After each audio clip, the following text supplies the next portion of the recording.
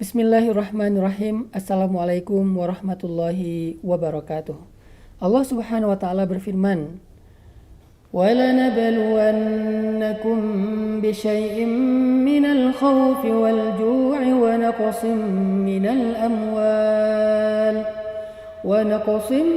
من الأموال والأنفس والثمرات وبشر الصابرين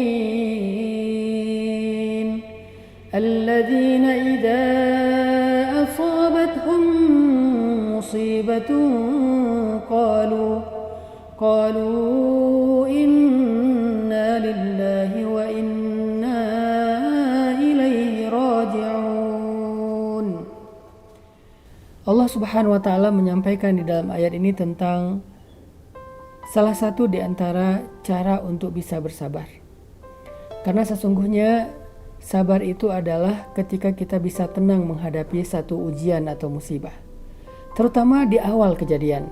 Karena suatu ketika Nabi SAW menjenguk seorang ibu yang sedang ditimpa musibah dengan kehilangan salah seorang keluarganya.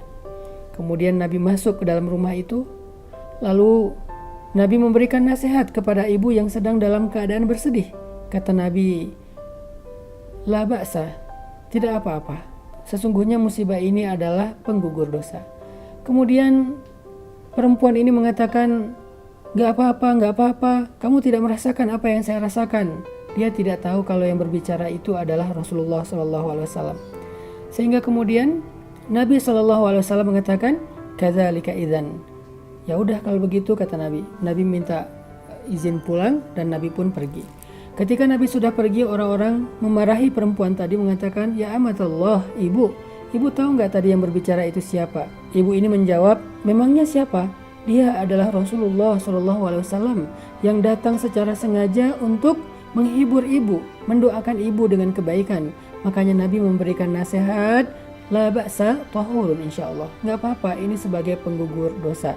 Tapi kenapa ibu malah membantah Nabi, bahkan memarahi Nabi? Lalu ibu ini merasa bersalah, kemudian dia datang untuk menemui Nabi SAW. Ketika dia berada di hadapan Nabi, maka Nabi SAW mengatakan, "As-sabru 'inda sidmatil ula." Sabar itu adalah di awal kejadian. Jadi sabar adalah ketika kita bisa tenang menghadapi ujian saat awal kejadian. Sabar itu adalah ketika kita tidak panik, ketika kita tidak mengeluh secara berlebihan, ketika kita tidak histeris, ketika kita tidak mencari kambing hitam saat kita mendapatkan satu ujian. Itulah sabar. Pertanyaannya adalah bagaimana cara kita bisa bersabar seperti itu? Allah Subhanahu wa taala mengajarkan cara bersabar seperti ayat yang tadi saya bacakan. Siapa orang yang sabar? Bagaimana cara orang bersabar? Kata Allah, "Alladzina idza asabatuhum musibah qalu inna lillah wa inna ilaihi raji'un." Salah satu di antara cara sabar adalah apabila kita ditimpa musibah, maka kita katakan, "Inna lillah." Kami ini milik Allah. Saya, keluarga saya, harta saya, semuanya milik Allah. Wa inna ilaihi raji'un. Kapanpun Allah berhak untuk mengambilnya kembali. Sehingga muncul di situ kita belajar ridho, belajar menerima, belajar pasrah dengan ketetapan Allah Subhanahu wa taala. Selain kalimat innalillah, Nabi juga mengajarkan kepada kita sebuah doa yang bisa membuat kita lebih tenang dan sabar dalam menghadapi ujian. Di antaranya adalah doa yang diajarkan Nabi kepada keluarga Bani Salamah, yaitu Abu Salamah dan Ummu Salamah. Apa doanya? Allahumma ajurni fi musibati wakhluf li khairam minha. Ya Allah, beri saya pahala dalam musibah saya dan beri saya ganti yang lebih baik darinya. Di sini juga kita belajar tentang satu hal yang luar biasa. Kita belajar hikmah di dalam doa yang diajarkan Nabi. Apa hikmahnya? Bahwa sesungguhnya kalau Allah mengambil satu nikmat dalam kehidupan kita, itu berarti Allah ingin menggantinya dengan nikmat lain yang lebih baik. Itu hikmahnya.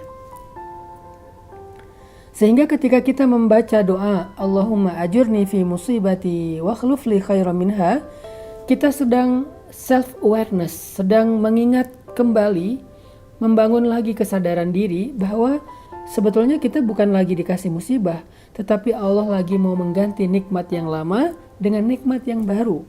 Dengan doa tadi kita lagi belajar untuk sadar, untuk ingat, kita bukan sedang kehilangan, kita bukan sedang kekurangan, tetapi kita sedang mau dirubah nasibnya oleh Allah Subhanahu wa Ta'ala menjadi lebih baik. Walaupun secara manusiawi, secara fitrah, kadang ada rasa kehilangan di hati kita, kadang ada rasa sedih sehingga membuat kita menangis.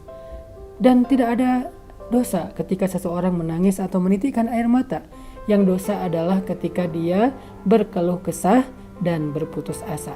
Maka dari itu, coba kita amalkan 2 kalimat ini ketika kita mendapatkan musibah. Yang pertama, kalau kita dapat musibah, coba kembalikan kesadaran kita bahwa kita ini milik Allah, harta kita milik Allah, keluarga kita milik Allah, pekerjaan kita milik Allah, semua yang ada dalam kehidupan kita milik Allah. Jadi Allah berhak untuk mengambilnya kapanpun. Itu yang pertama. Sehingga kita ridho, pasrah, terima ketentuan Allah.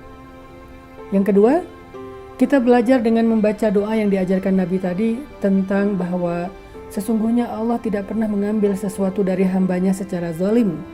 Allah itu maha adil dan maha syakur. Sehingga kalau Allah mengambil sesuatu dari hambanya, maka Allah akan menggantikan untuk hamba itu sesuatu yang lebih baik daripada sebelumnya. Dengan syarat dia berbaik sangka kepada Allah, dia sabar, dia tidak mengeluh, dia tidak panik, dia tidak histeris, dan dia tidak menyalahkan Allah Subhanahu wa Ta'ala. Dia ridho dengan ketetapan Allah tadi. Maka Allah pasti memberikan ganti yang lebih baik. Barakallahu fikum.